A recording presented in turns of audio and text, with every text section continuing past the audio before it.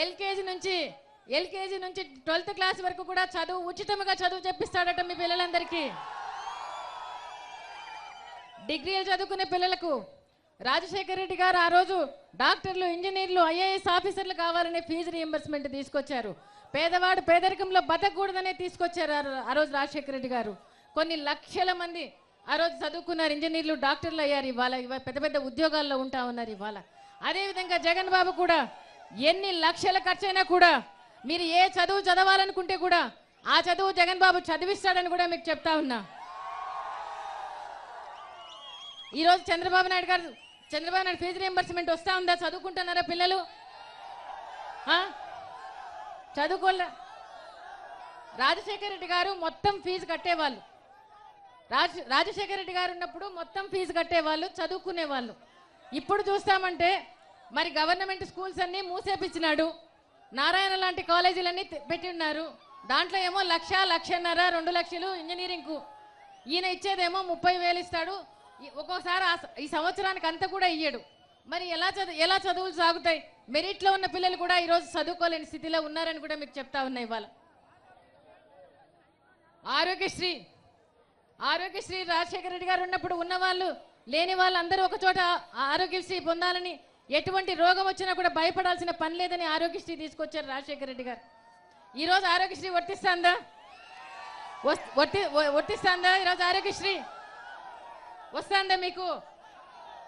ఈరోజు చంద్రబాబు నాయుడు గారు కొత్తగా చెప్తా ఉన్నారు. ఈరోజు చంద్రబాబు నాయుడు గారు హైదరాబాద్లో చేసుకుంటే ఆరోగ్యశ్రీ వర్తించదట, జిల్లాల్లో చేసుకోవాలట.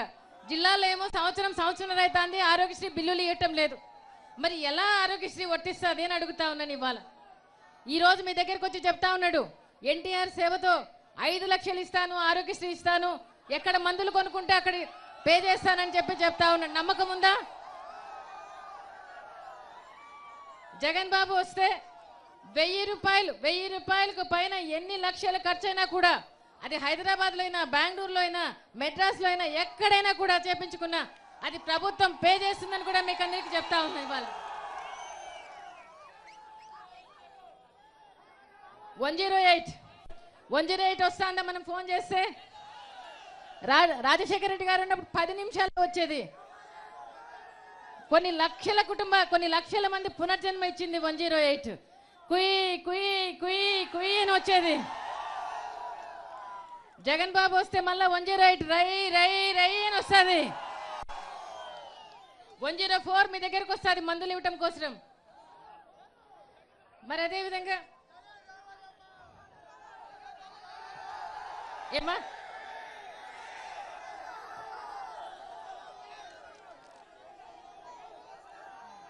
అదేవిధంగా మరి ఈరోజు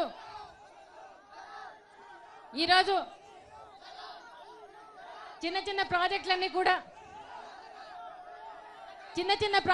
కూడా మనం పూర్తి చేసుకుందాం. తాగునీరు సాగునీరు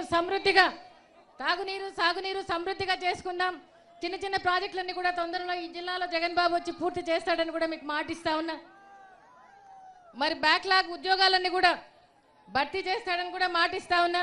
ఇంతవరకు కనీసం గవర్నమెంట్లో మరి 2,42,000 ఉద్యోగాలు మరి ఉన్నాయి. ఈరోజు మీకు నోటిఫికేషన్ ఎందుకు ఇవ్వలేదు మీకు ఉద్యోగాలకు అని చెప్తున్నా.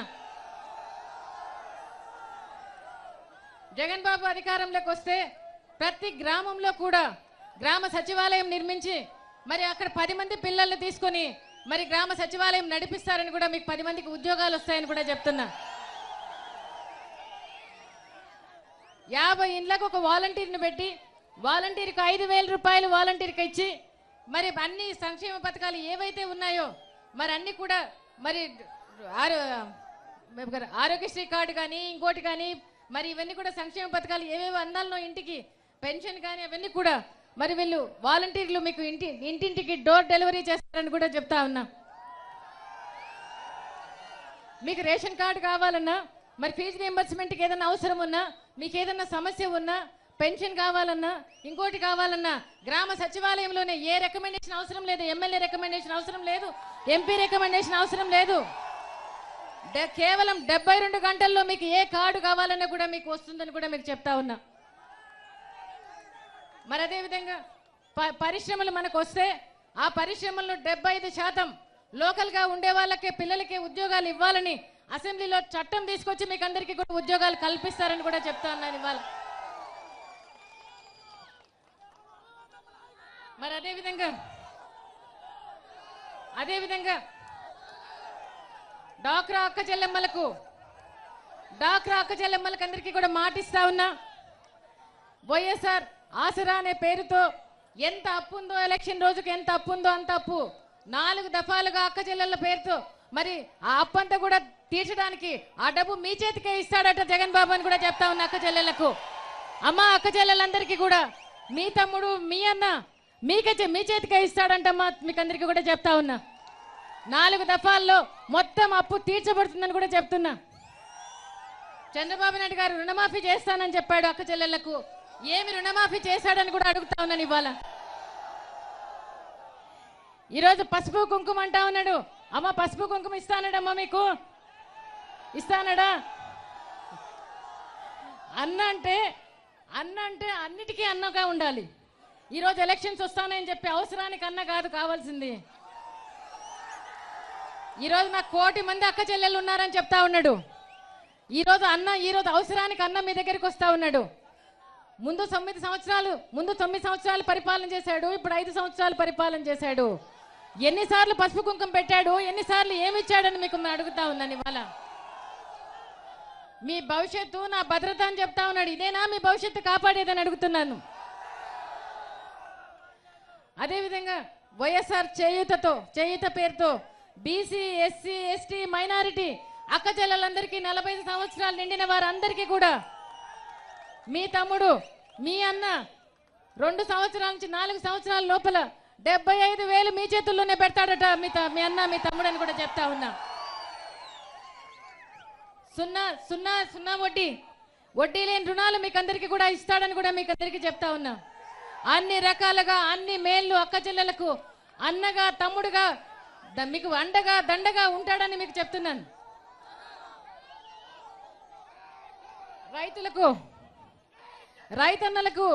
రైతన్నలకు మరి జగన్ బాబు మే నెలలోనే 12,500 రూపాయలు ముందస్తుగా పంట వేసుకోవడానికి ముందస్తుగా రుణం 12,500 ఉచితంగా ఇస్తాడట మీకు అందరికీ కూడా రైతన్నలకు చెప్తా ఉన్నా.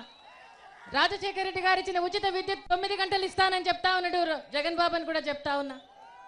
సున్నా వడ్డీ లేని రుణాలు రైతన్నలకు అందరికీ మళ్ళీ వస్తాయని కూడా మీకు చెప్తా ఉన్నా. ధరల స్థిరీకరణ నిధి మనకు గిట్టుబాటు ధరలు మద్దతు ధరలు ఉండడం కోసం ఎప్పుడైనా ఏదైనా అవసరం వచ్చినప్పుడు ఉండడం కోసం 3,000 కోట్ల రూపాయలు ధరల స్థిరీకరణ నిధి పేరుతో మీ దగ్గరికి వస్తాడని కూడా చెప్తా ఉన్నా. ప్రకృతి వైపరీత్యాలు ముఖ్యంగా ఈ ప్రాంతానికి ఎక్కువ ప్రకృతి వైపరీత్యాలు వస్తూ ఉంటాయి, ఎప్పుడు తుఫాన్లు వస్తూ ఉంటాయి.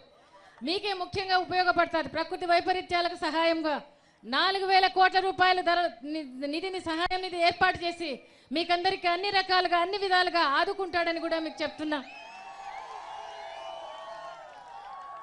మరి అదేవిధంగా వ్యవసాయ ట్రాక్టర్లకు రోడ్ ట్యాక్స్ రద్దు చేస్తానని కూడా చెప్తున్నా.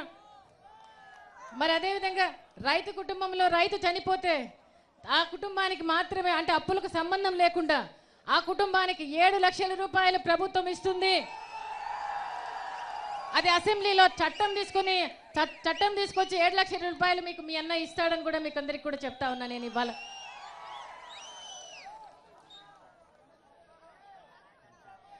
ఈరోజు నేను ఒకటే చెప్తా ఉన్నా. ఈరోజు జగన్ బాబు పెన్షన్ అవ్వాతాతలకు చెప్పండి, ఇక్కడికి రాలేదేమో మీ మనవడు. మరి ఈరోజు 2,000 రూపాయల పెన్షన్ చంద్రబాబు నాయుడు గారు చేశారంటే ఎప్పటి నుంచి ఇస్తా ఉన్నాడు? ఇప్పుడు నుంచి ఇస్తా ఉన్నాడు. ఈ నెల నుంచి ఇస్తా ఉన్నాడు.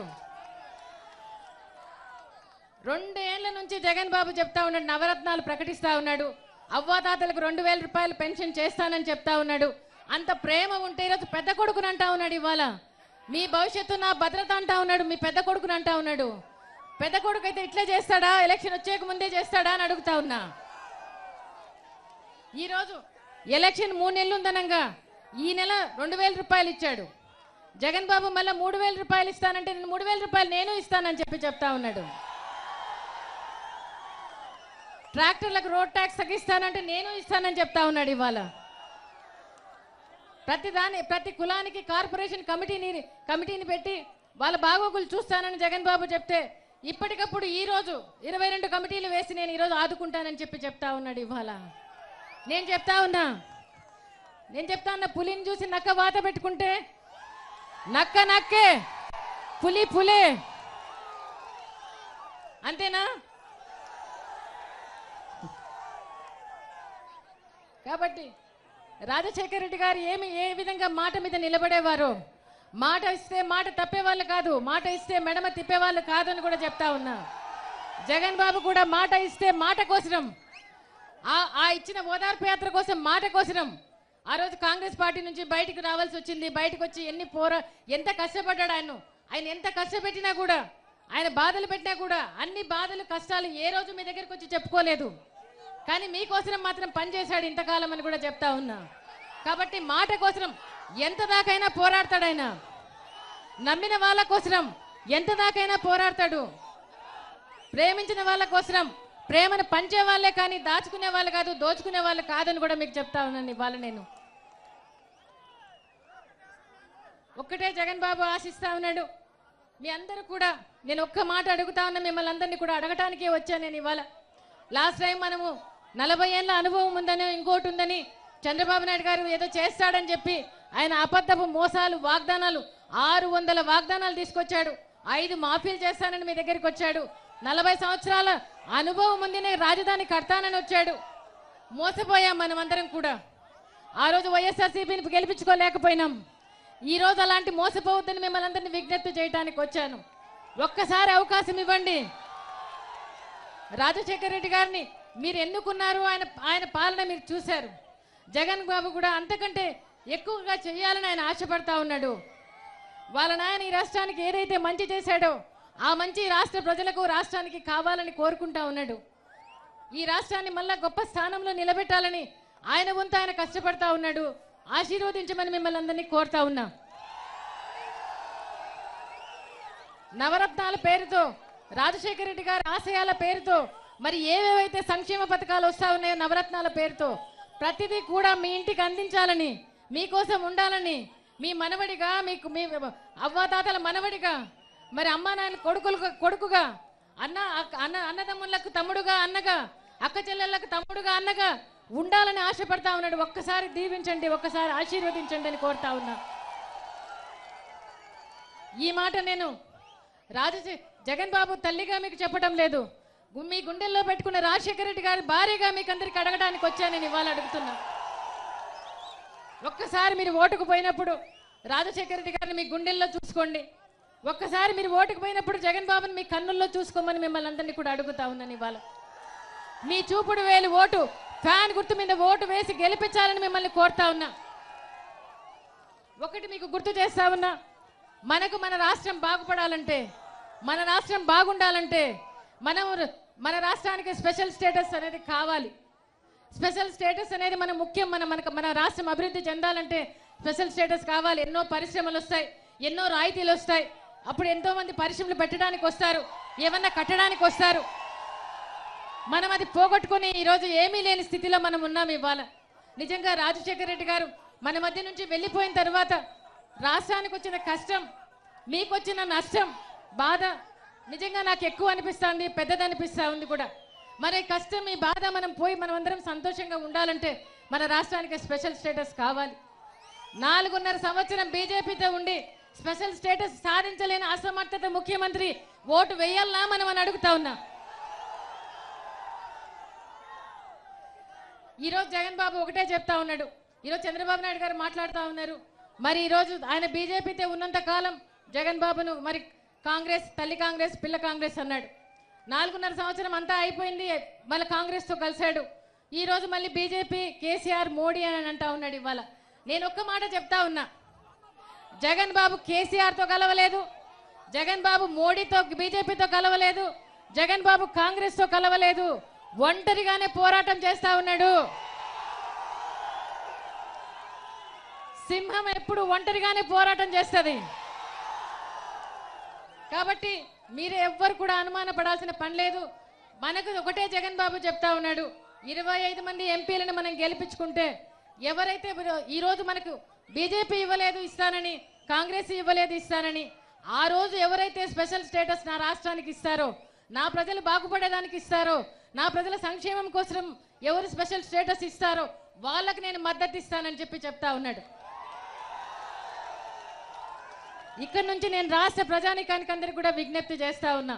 25 మంది ఎంపీలను అత్యధిక మెజారిటీతో గెలిపించి స్పెషల్ స్టేటస్ సంపాదించుకుందాం మనం మనందరికీ కూడా మీ అందరి ద్వారా మనవి చేస్తా ఉన్నాను ఇవాళ. ఇకపోతే మనం అన్ని మేలులు, అన్ని సంక్షేమం అన్ని కావాలంటే మనకు మన పార్టీ గెలవాలి. ఫ్యాన్ గుర్తుకు మీరందరూ ఓటు వేయాలని మిమ్మల్ని అందరినీ కోరుతా ఉన్నా. మన అభ్యర్థిగా, ఎమ్మెల్యే అభ్యర్థిగా మరి విశ్వాసరాయ్ కళావతమ్మ మరలా నిలబడబోతున్నారు. అత్యధికమైన మెజారిటీతో ఫ్యాన్ గుర్తుకు ఓటు వేసి గెలిపించాల్సిందిగా మిమ్మల్ని అందరినీ కోరుతా ఉన్నా. రాష్ట్రంలోనే నెంబర్ 1 సీటుగా ఉంచాలని కోరుతా ఉన్నా. ఎందుకంటే ఏ ప్రలోభాలకు నిలబడిన వ్యక్తి, మీకోసం నిజాయితీగా నిలబడిన వ్యక్తి, మీకోసం పోరాటం చేస్తున్న వ్యక్తి అత్యధికమైన మెజారిటీతో ప్రతి ఓటు వేసి గెలిపించాల్సినగా కోరుతా ఉన్నా మిమ్మల్ని అందరినీ కూడా.